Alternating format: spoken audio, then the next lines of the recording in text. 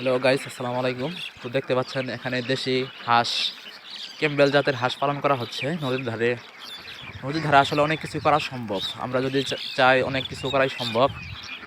কারণ নদীর ধারে অনেক পানি আছে, হাঁস যেহেতু পানির মধ্যেই তারা স্বাচ্ছন্দ্য বোধ করে, তো আমরা চেষ্টা করব যেন হাঁস পালনটা একটা বড় জায়গা জুড়ে নদীর ধারে হয়।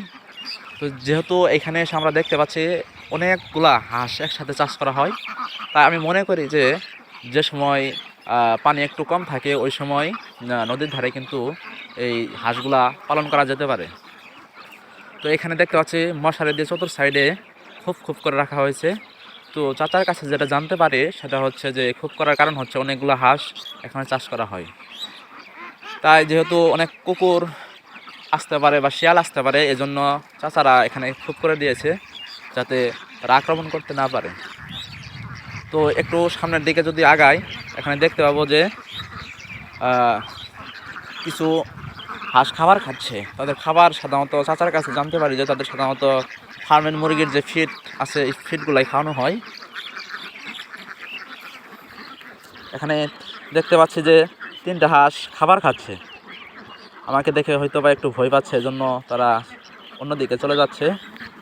তো দেখেন, নদীর ধারে এরকম যদি একটা জায়গা থাকে, খোলামেলা জায়গা, তো সুন্দরভাবে কিন্তু আমরা হাঁস চাষ করতে পারি। হাঁস চাষ একটা লাভজনক চাষ, কারণ এই হাঁস আমাদের ডিম দেয়, এই ডিম কিন্তু পরবর্তীতে বাজারজাত করতে পারি। তাছাড়া এই হাঁসগুলা কিন্তু হাঁসের ডিমগুলা কিন্তু ফোটাতেও পারি। এভাবে যদি প্রত্যেক চাচার কাছে ইনফরমেশন শুনে জানতে পারলাম যে প্রত্যেক হাঁস প্রায় 7-8 মাস ডিম দেয়।